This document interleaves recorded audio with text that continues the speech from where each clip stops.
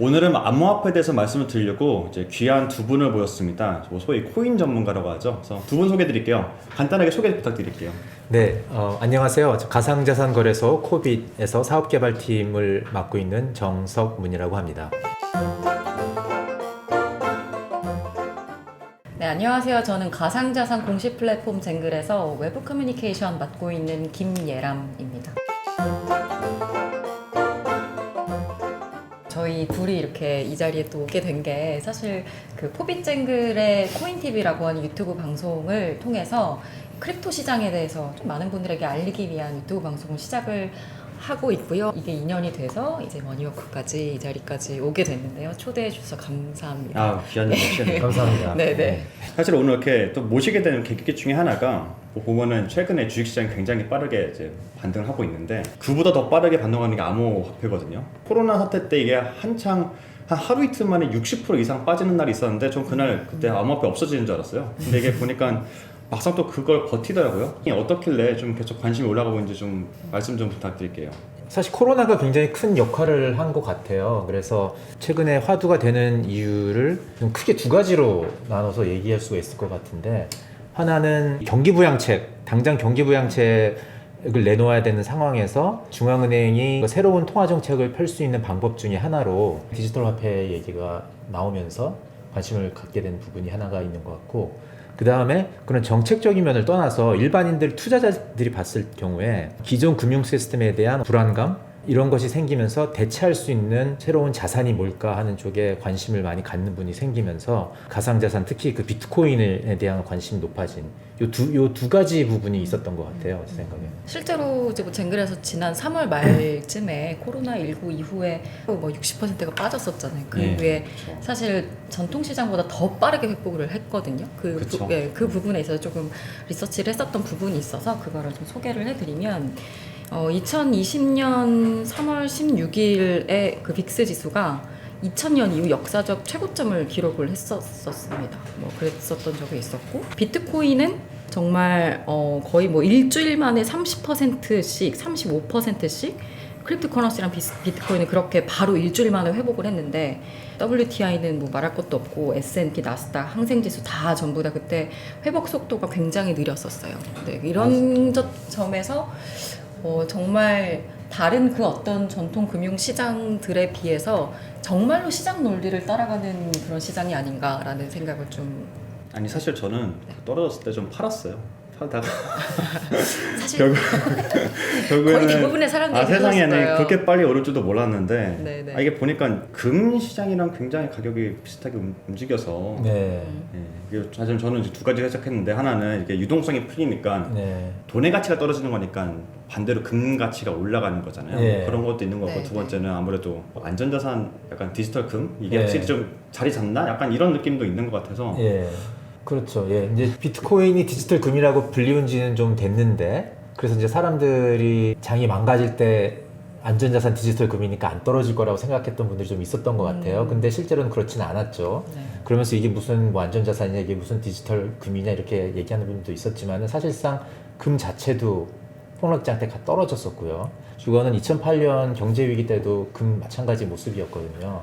그러니까 이게 뭐냐면은 결국에 이런 금융시장의 위기가 왔을 때는 달러하고 달러 이외의 자산으로 나눠지고, 달러 이외의 자산은 전부 다 팔려서 달러화 하려는 현상이 나니까, 그래서 뭐 금도 팔린 거고 비트코인도 팔린 거였는데, 그러니까 그런 어떤 가격적인 면에서 봐서 이 단기적인 가격 움직임 가지고서 비트코인이 디지털금이다 이렇게 얘기하는 게 아니고, 비트코인이 디지털금이라고 얘기하는 이유는 희소성에 있다고 저는 생각을 하거든요. 그런 면에서 접근을 해보면은 지금 굉장히 불안한 금융 환경 속에서, 그리고 이렇게 통화량이 엄청나게 늘어나고 있는 상황 속에서는 그런 희소성이 장점인 이 두 가지 금과 비트코인 굉장히 각광받는 자산이 되지 않을까, 저는 그렇게 생각을 합니다. 그 희소성을 말씀하셨으니까 네. 최근에 5월에 반감기가 있었잖아요. 네. 사실 뭐 반감기라고 말씀드리면 좀 생소한 분들 많이 있으신데, 예. 뭐 반감기가 뭔지, 그리고 약간 반감기가 이 비트코인 가격을 앞으로 더 펌프질을 시켜줄 수 있을지 한번 전에 부탁드릴게요.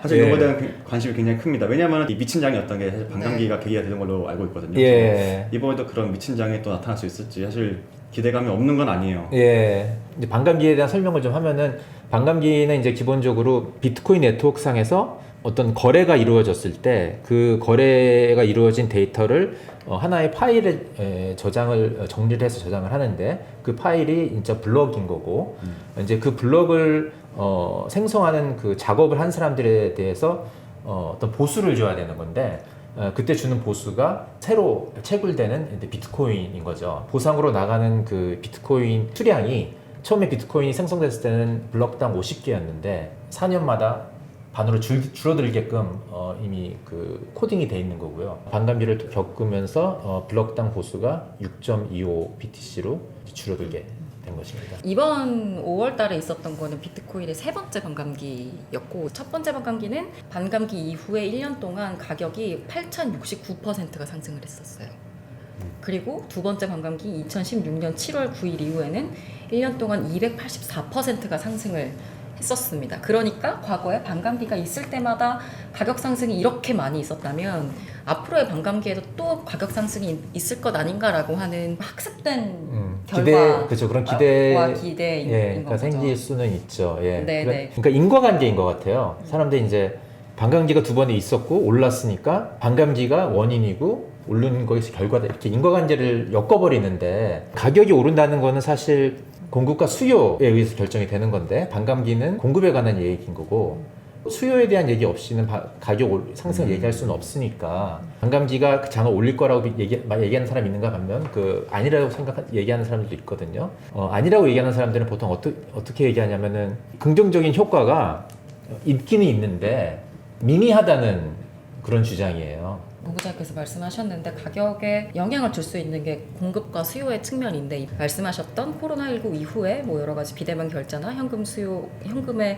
사용이 줄어드는 거나 이렇게 하면서 각국 중앙은행들이 CBDC에 대한 이 논의가 좀 활발하게 진행이 되고 있는데 이거는 수요를 늘릴 수 있는 측면이다라는 점에서 이제 가격에 대한 어느 정도는 공급과 수요 측면에 가격에 영향을 미칠 근거들이 좀 생겨나고 있는 것으로 보여요. 그래서 수요가 핵심인 것 같긴 하거든요. 뉴스나 이렇게 지나가다 보다 보면은 뭐 예. 이제 스타벅스도 비트코인을 결제한다 뭐 이런 뉴스들은 많은데 예. 아직까지 지금 벌써 6월인데 네. 올해 나온다고 하는데 아직 6월인데 아직 별 소식이 없거든요. 그래서 예. 결제 시스템 이런 거는 어떻게 진행이 되고 있는 게 있는 건지 구체적으로. 그러니까 결제 시스템은 사람들이 기대했던 것보다 좀 더딘 게 사실이긴 하나 비트코인의 가치는 꼭 이게 내가 스타벅스 가서 커피를 사야지만 나오는 거라고 생각하지는 않거든요. 비트코인에 대한 내러티브가 분명히 처음에는 그렇게 시작을 했어요.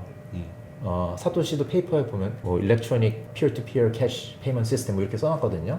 그러니까 그 사람들이 전부 다 이게 뭔가 내가 당장 커피 사 먹을 때 써먹지 않으면은 전혀 가치가 없는 거다라고 자꾸 생각을 하고 사실 이름 때문인 이유도 있어요. 그러니까 암호화폐라고 그 이름에 화폐자가 들어가다 보니까 사람들이 이게 화폐로 쓰이지 않으면 가치가 없는 거라고 이렇게 자꾸 인식을 갖는데 자산이 화폐가 되기 위해서는 굉장히 오랜 시간이 걸리는 거고 그거는 우리가 역사를 통해서도 알 수 있거든요. 뭐 금이나 은이나 이런 게 화폐가 되기까지 굉장히 오랜 시간이 걸린 거기 때문에 지금 현재는 이건 그냥 자산이라고 봐야지 저는 맞다고 생각을 하고요. 가치 보존하는 수단으로서 역할을 충분히 하고 있기 때문에 그리고 그 역할을 믿는 사람이 기하급수적으로 늘어나고 있기 때문에 그런 면에서 봐서 당장 우리가 뭐 커피 사먹는데 쓰지 못하더라도 포트폴리오에 편입시켜서 가지고 한 자산으로 가져갈 가치가 충분히 있다고 저는 그렇게 생각을 합니다. 사실 개인적으로 굉장히 프로 비트코인인 사람으로서 그거 있어요. 사람들이 막 비트코인 투자한다 그러면은 예. 무서워서 어떻게 하냐 하는데 예. 비트코인 일간 변동성이 요즘에 주식보다도 훨씬 낮거든요. 그렇죠. 사실 최근에 많이 네. 워낙 주식이나 이런 게 심해지다 보니까 사실 뭐 이틀 만에 60% 빠졌다고 했지만 뭐 그거는 주식도 마찬가지였던 얘기이기 때문에 예. 약간의 그런 좀 누명이 좀 벗을 필요가 있지 않나라는 생각이 좀 들기도 합니다. 예.